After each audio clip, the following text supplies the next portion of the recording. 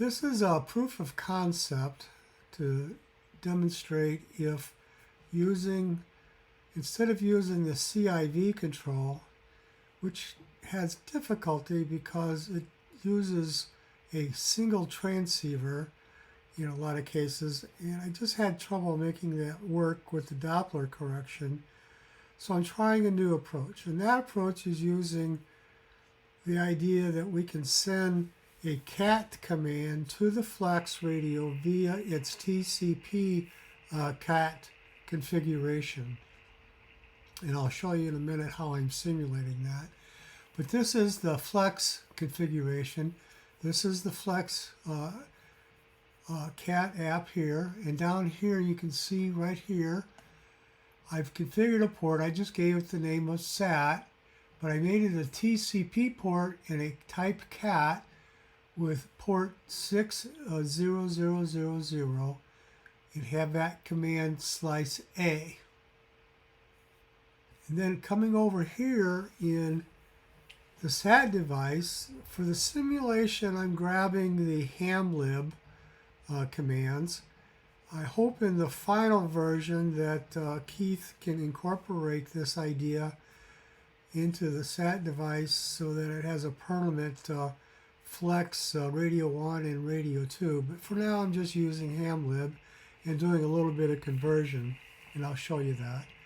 So I'm sending the hamlib commands to Node-RED at 70.18. So now over here you can see I'm bringing in port 4532 from the S.A.T device hamlib. And then basically here, again, this is just simulation.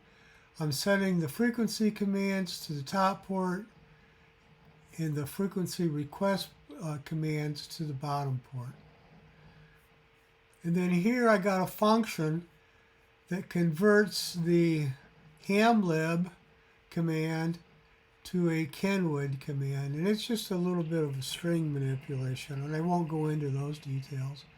And likewise for the frequency request, the Flex wants a capital FA. So when hamlib asks for frequency request, I convert it to capital FA and send it to Flex.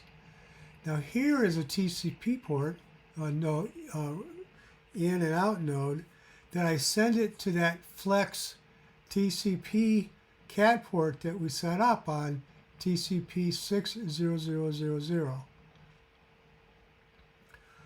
And then it's sending the commands, and then it gets back the responses from the Flex CAT, and I convert that back into a hamlib command. And then I send the hamlib command via TCP back to the S.A.T device. And again, this is just to simulate and demonstrate the concept. So now let me show you the results. And I'm real happy with them. Let me change over to the dashboard. Make this a little bit smaller. And we'll get rid of the radio.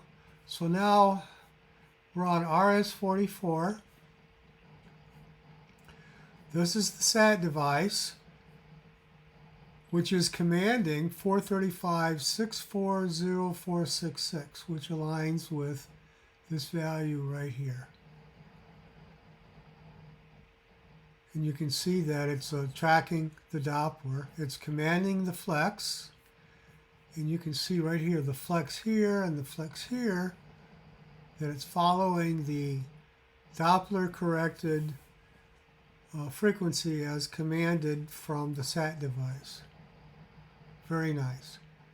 Now if I change the VFO frequency on the Flex will command the S.A.T device to the new frequency. The S.A.T device will then start doing Doppler correction for that new frequency. So here I'll change the VFO. I'll just make a big change here. And you can see in a moment the S.A.T device then updates itself to the new VFO frequency on the RS-44, and starts calculating the doppler. Now what's nice is, again, this is the 2 radio concept. If I switch to, let's switch to IL-117. Where are you? There you are. Let's use this one. You can see now we're set up for IL-117, and I have tested this with IL-117. I had to adjust the downlink, but it tracked IL-117 beautifully through the entire pass, and you can see now that it is tracking the downlink corrected frequency 435.306, and you can see that the display is rounding up, and we're getting all the digits here in the SAT device, and likewise the Flex is following all of those digits. And just interesting, I know you wouldn't normally do this with the SAT, but again, I'll change the VFO frequency, and you can see that the downlink adjusted itself to that new uplink, or that new downlink. But if I come up here and hit the center, it will bring everything back to the frequency that's being calculated with the values that I have entered here in my frequency setup for IL-117. I know you wouldn't normally do that, but I just wanted to show you how the center works. So the concept is working beautifully. I don't know how to get the VFOB out of the hamlib. Hopefully maybe Keith can tell me that. But more importantly, this demonstrates the concept of using the Flex TCP CAT input in a 2 radio configuration. And I've suggested to Keith that he add that 2 radio Flex TCP CAT option into the firmware for